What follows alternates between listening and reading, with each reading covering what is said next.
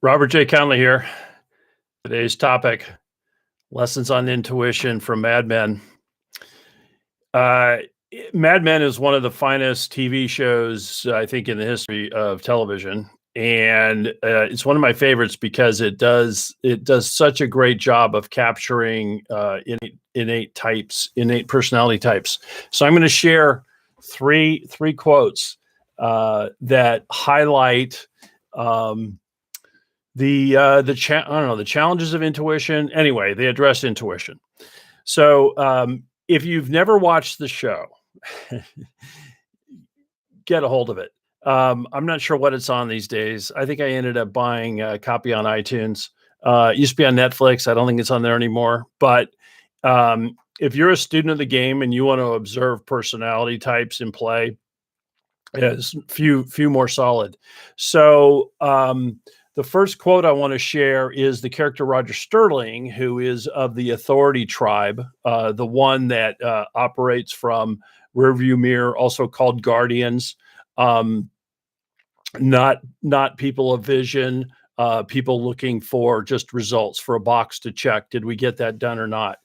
And again, sometimes it sounds like I'm diminishing those roles, but I'm not. I mean, the challenge with Authority types is that they do tend to quash creativity, and they are a challenge to intuitive people.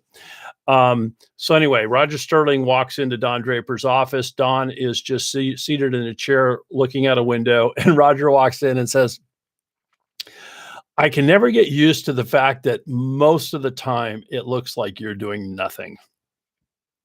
I can never get used to the fact that most of the time it looks like you're doing nothing," right? Because intuition isn't observable, and intuition is the game changer.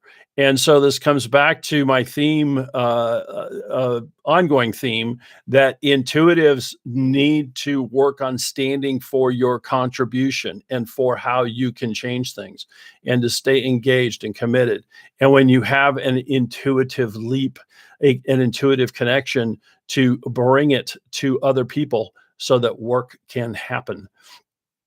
So, that number one. So if you're an intuitive and you've heard a coworker, a boss, a significant other say that, just sit in confidence that you are doing your job when you are engaged in that activity.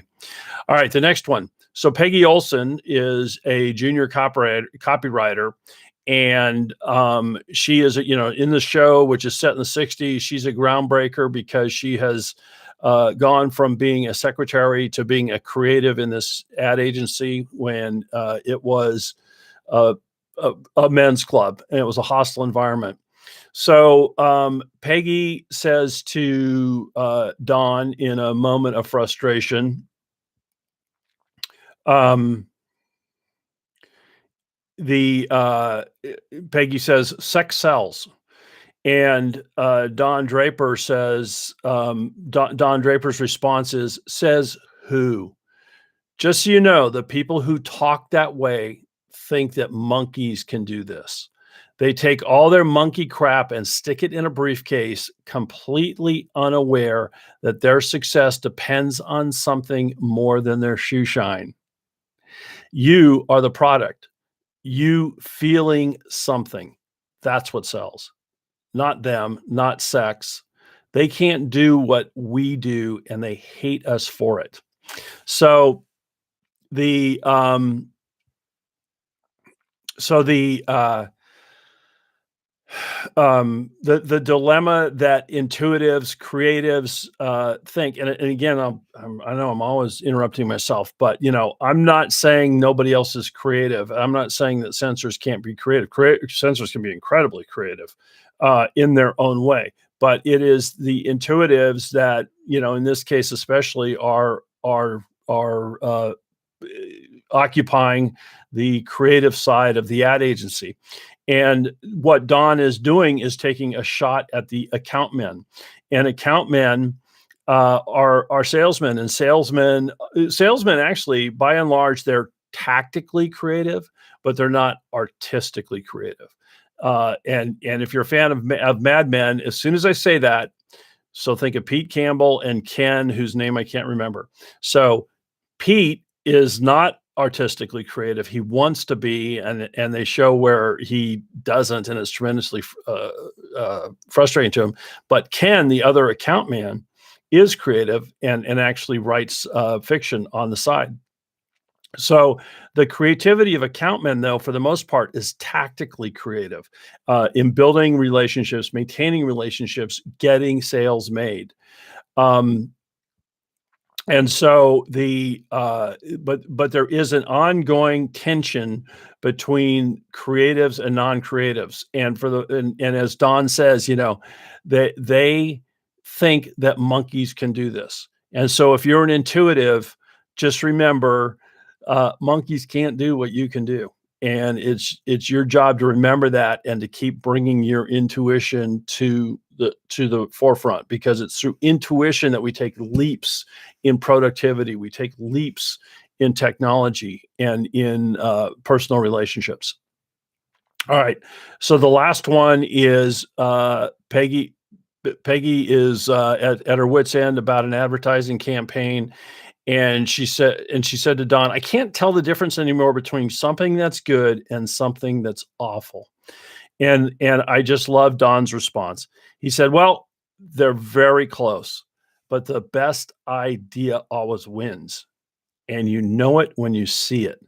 Keep banging your head against the wall, then it happens. And then what? It's done, says Peggy. And Don's like, yes.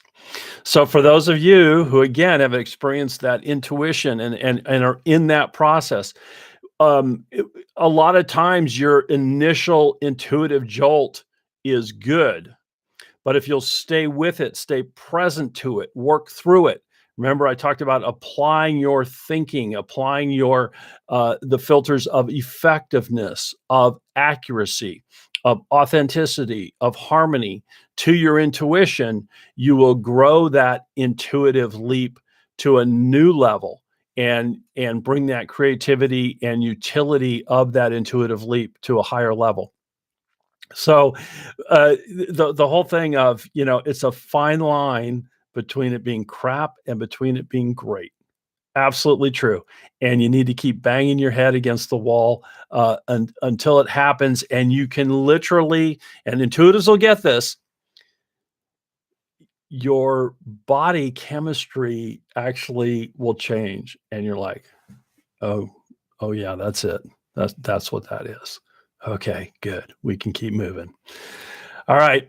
Intuitives, stay in the game. Bring your intuition to the game and play strong every day. Until next time, I'm Robert J. Conley. Take care.